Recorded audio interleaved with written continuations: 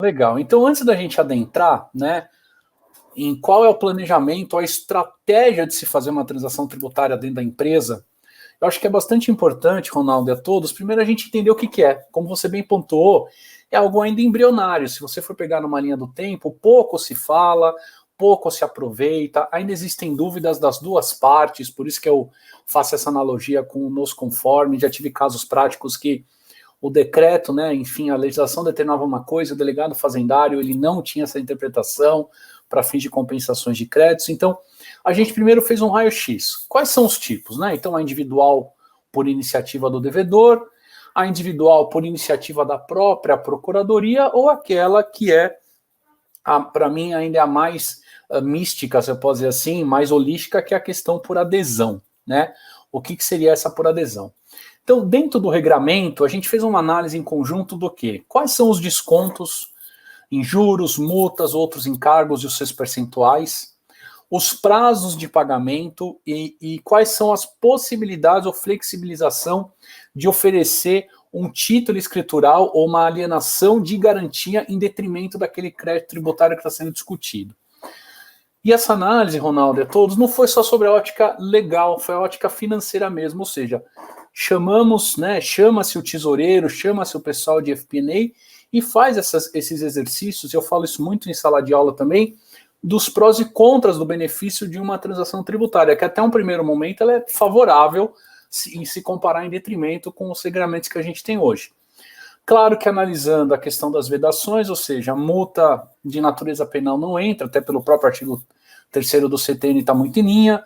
Simples Nacional e FGTS ele fala sobre condição, mas a condição propriamente dita ela é quase que impossível de se acontecer, o próximo disso, porque é um direito e garantia do trabalhador, em tese aquele saldo que seria uma provisão da empresa para pagar fundo do colaborador, os devedores contumazes e a redução do valor principal. E que aí é o ponto que eu acho que já merece um destaque.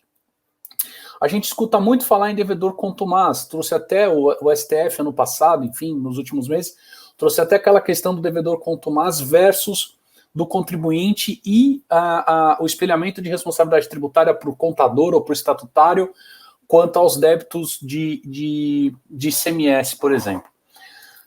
A gente sabe, é comum, ainda mais no momento de crise, como o mundo está passando, e particularmente o Brasil, que por vezes as empresas elas deixam de cumprir, né, com seus compromissos financeiros naquele período, momento, e atrasam um recolhimento de tributos e acumulando dívidas. Isso infelizmente, é mais comum do que a gente imagina, principalmente por esse momento agora. Via de regra, isso se observa como um momento pontual, né, de dificuldade financeira, e em tese vai do planejamento e escolha de cada um. Claro que não é o mais adequado, mas aí de fato vai ter que arcar com multas, juros ou, enfim, aderir a parcelamentos ou coisa do gênero. Porém, aí que vem um trabalho muito inteligente do fisco e de cruzamento de dados fiscais. Então, quando a gente fala de malha fiscal, SPED fiscal, contribuições, ECD, ECF, o Bloco K está chegando aí para a maioria das empresas com todos os seus registros, como é que eu identifico um devedor contumaz? Como é que ele é qualificado? Então, criou-se um roteiro que, via de regra, o devedor contumaz ele é aquele que não faz o pagamento da dívida ou do tributo, mas ele transforma este não pagamento, essa sonegação, como uma fonte de renda para se custear. E além desse prejuízo financeiro, ele também acaba colocando outros entes de forma a se prejudicar e gera, do ponto de vista de mercado, que é onde chama mais atenção e pode chamar a atenção de outras empresas do seu meio concorrencial para denúncias ou algo do gênero, que é seu custo diminui, automaticamente o seu preço também diminui, e aí você gera uma concorrência desleal e predatória. Então, esse mecanismo também tem que ser considerado em avaliação, e se você observar, ele não é difícil de entender conceitualmente, mas ele é difícil de você observar num curto prazo, porque a mera redução de custo por um período específico ou sazonal não trariam esse ponto de atenção. Então, até nessa questão que a gente levantou das possibilidades e qual que é a prática e qual que é a aderência de se adotar uma transação tributária, a gente levou em consideração também como é que nós poderíamos entender e enquadrar num ambiente de concorrência um devedor contumaz, tá bom? Por adesão, então, dando continuidade, por adesão, verificamos, né, os descontos de 50% a 70% do valor total da dívida, um prazo de 84 a 145 meses, que são prazos interessantes. Como você bem pontuou também, né, as exigências de reduções ou concessões oferecidas e formas de pagamento, nós temos regras básicas, mas ela pode ser sim individualizada, a depender do litígio, da tese, do tamanho, do valor da dívida, que a gente vai ver mais para frente, do valor do crédito tributário que está sendo exigido ou executado, e até mesmo outras teses e fatos geradores futuros que ainda não foram consumados. E o que a gente quer dizer com outras teses? Situações de crédito tributário que estão sendo discutidas judicialmente, mas que ainda não tiveram seu trânsito em julgado, baseado em jurisprudência, baseado em garantias e assim por diante. Além disso, importante deixar claro, né, que essa possibilidade da transação tributária, que de novo, eu sou favorável a ela, mas eu estou muito na sua linha, que nem combinamos, né, que ela tem que ser de fato muito melhor regulamentada, é a restrição de segmento econômico ou produtivo, ou seja, normalmente é só para entidades que geram cadeia produtiva, né, geram valoração econômica, e um grupo de universo de contribuintes que é muito limitado aos seus responsáveis. E esse é um ponto de atenção, né, do administrador estatutário, do diretor estatutário, do responsável técnico, assim por diante, e o seu envolvimento de uma forma que ela seja aplicada por adesão, mas que a empresa não pense ou tende a aderir a uma transação tributária junto à PGFN, por exemplo, aonde ela resulte de uma forma direta ou indireta, que é o mais particular, né, o mais comum, de um regime especial. Por quê? Observou-se que algumas empresas geravam esse prejuízo mesmo, né? A gente estudou e verificou em pesquisas, estudos e tal, e na verdade esse prejuízo criado, ou essa postergação de pagamento e a utilização da transação, ela se tornou de uma forma, mesmo que seja temporal, né, temporária, né, com prazo certo determinado para se encerrar, como um regime especial para fim de tributação. Isso é um ponto muito importante que tem que ser levado em consideração. Por quê? Porque a mera moratória, o mero parcelamento, onde você está adimplindo com aquelas parcelas e traz o efeito suspensivo, não te exime de outras análises, cruzamentos ou questões que a transação possa trazer como consequência. Tá bom? Bom, por adesão, ainda dando essa continuidade dos valores dos itens de pequeno valor, pode achar assim, poxa, mas só 60 salários mínimos, mas temos casos, principalmente, de novo, né, batendo sua carteira, onde já tem estados e até municípios, mas mais estados que regulamentam essa questão, então por que não aproveitar desse benefício? E aqui é um pouquinho diferente. Neste caso, olha só que curioso, né? Quando a gente fala de devedor contumaz, o que eu passei e expliquei, normalmente o devedor contumaz é, regra geral, uma pessoa jurídica, né, que faz esse tipo de posição, caso entenda necessário, apesar de ter acho que um fórum íntimo com dolo. Mas quando a gente traz, por exemplo, a pessoa natural, ou empresa simples, micro, empresa de pequeno porte, olha que interessante, para falar assim, poxa, você trabalha na Singenta, que é uma gigante, você está falando de uma pessoa natural, mas acho que não importa, acho que o conhecimento é sempre bem-vindo e a gente tem que olhar a hermenêutica jurídica como um todo para saber o que é mais adequado ou não, aplicável.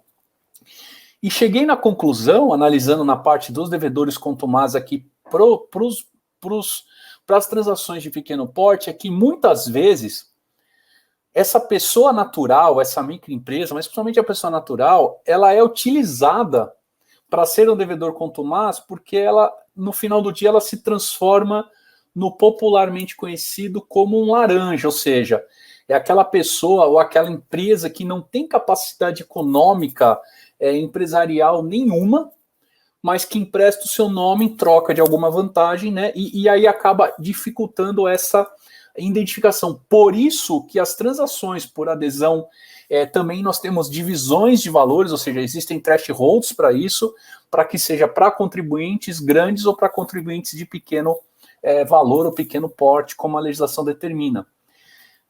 E, contribuindo para fechar essa primeira parte, essas pessoas naturais, se flagrados, né, na prática ilícita de ser um laranjo, aquela pessoa que está representando em detrimento de outra, normalmente elas recorrem a sistemas comuns de parcelamento, porque no final do dia, uma das vedações que a própria transação traz é que se observar que é um devedor contumaz, automaticamente você perde o direito, né, a possibilidade jurídica de se aplicar a transação tributária, e você vai para o parcelamento comum da dívida sem maiores benefícios ou reduções, assim por diante, já que todos os esforços das criações de regime diferenciado de tributação, nesse caso, são extintos para aquele contribuinte, porque se comprovou que não foi de fato um problema econômico e financeiro, e sim houve de fato um problema de dolo.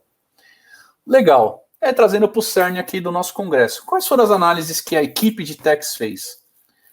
E a análise de equipe que a equipe de tax fez, já quero deixar muito claro que não foi sozinha. Claro que ela endereçou por ser temas tributários, mas foi feita em conjunto com a área financeira de tesouraria e FP&A, por causa da questão dos balanços estatutários e do gerencial. Então, primeiramente, o tempo de cobrança, numa linha do tempo, a suficiência e liquidez das garantias associadas aos débitos, caso tenha-se garantias, que é algo muito comum, principalmente para empresas que tenham ativos ou que recebam ativos como formas de pagamento. Se já existem parcelamentos ativos em outros planos de parcelamento, refis e assim por diante. Qual que é a perspectiva de êxito dessas estratégias administrativas e judiciais da cobrança, o custo da cobrança judicial por causa de sucumbência, né? Ainda mais depois dos últimos anos que a regra da sucumbência ela mudou.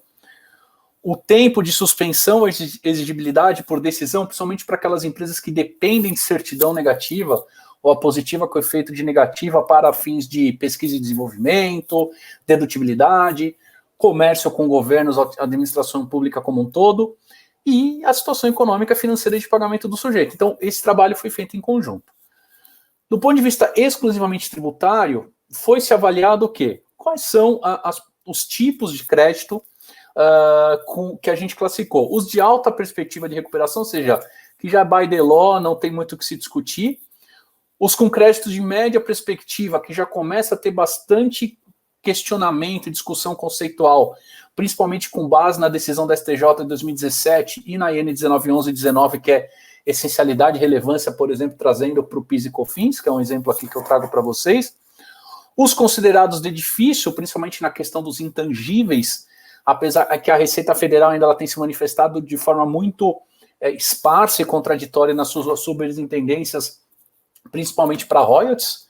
Se royalty é um insumo, não é, se royalty é matéria-prima ou não, se é acreditável ou não. Então, acho que, por exemplo, na indústria fonográfica, não tem dúvida que royalty é um insumo, né? E na indústria de tecnologia também, de pesquisa como é a que eu trabalho e outras, enfim, também existe uma possibilidade jurídica grande de se discutir se realmente é um insumo ou não. Caso contrário, você não desenvolve os seus produtos. E os créditos que, de fato, aqui eu coloquei a título de exemplo, que não é o que eu trago na prática, que é considerado como um crédito irrecuperável, né? A reforma tributária, né, Ronaldo, como você falou, vem, vai, quer fatiar em 4 etapas, não quer. A primeira era o CBS, né, que era a junção do PIS da COFINS na CBS, que aí ia não ter mais limite ou restrição conceitual para apropriação de crédito e automaticamente poderia se apropriar de tudo, mas enfim, a gente está se baseando nas leis que deram origem ao conceito, tá? Por fim, acho que cabe aqui a oportunidade da gente trazer um exemplo, né, do edital que teve, que foi o primeiro, né, o 1 de 2019, que é o acordo de transação por adesão. Então, esse acordo de transação por adesão, que foi o primeiro, e vocês podem observar que ele teve um prazo muito grande para as empresas aderirem, ela foi prorrogada pelo edital 3 até 30 de junho de 2020, ou seja, qual era o threshold que a Procuradoria colocou? Aqui falando só especificamente de federal, e eu vou fazer um rápido paralelo com o estadual. Bom, os débitos inscritos em dívida, né, já na União, cujo valor total seja igual ou inferior a 15 milhões de reais, então o limite era 15 milhões de reais. Os débitos que já também inscritos em dívida ativa de devedores pessoas jurídicas que a sua situação cadastral no sistema do CNPJ esteja baixado ou inepto. Então, por exemplo, baixado, a pessoa saiu do país e declarou saída definitiva, por exemplo. ou baixado, de fato, um falecimento, onde a responsabilidade se limita até a cota-parte daquele que era responsável, ou a empresa ela simplesmente foi descontinuada, ou uma tentativa de recuperação judicial ou falência. Então, é uma série de questões que ele traz aqui que nós temos que analisar legalmente como se aplicar. Os débitos inscritos em dívida ativa há mais de 15 anos, ou seja, há mais de 15 anos se discutindo judicialmente, e aonde não tenha nenhuma possibilidade, ou não teve nenhuma tentativa inicial de parcelamento, né, garantia ou suspensão, ou seja, o débito permanece em aberto. Débitos inscritos em dívida ativa com anotação de suspensão por até 10 anos, então ele muda um pouco o prazo, porque, de novo, se vocês se recordarem que eu falei logo no começo, tem que se tomar muito cuidado e avaliar se aquela adesão a uma operação de transação tributária, ela não se torna, mesmo que indiretamente, um regime especial. Então, esse é um caso, por isso que o fisco fez essas adaptações para conseguir mitigar esse tipo de situação. E os débitos inscritos em dívida ativa da União, né, de titularidade de pessoas jurídicas cuja situação cadastral no CPF seja titular, que a gente está falando realmente de sucessão. Tá? Um ponto que eu acho que merece destaque, só para a gente fazer uma comparação, quando a gente traz aqui para São Paulo, nós temos, né, a legislação nos conformes, e que o fisco é muito claro, né, que é o programa de autorregularização, e a depender do débito que você tenha antes de uma inscrição em dívida, lembrando que é antes de uma inscrição em dívida, você pode administrativamente requerer a delegacia da sua jurisdição para que aquele débito seja extinto através de saldo credor, de CMS, tá? Aqui é algo parecido, só que aqui o fisco ele é muito taxativo. Você só pode utilizar dessa possibilidade desde que aquele crédito que está sendo discutido, por exemplo, na esfera judicial, ele automaticamente ele já tenha sido alvo de sentença transitada em julgado, ou seja, que não existe possibilidade de recurso por parte da administração tributária.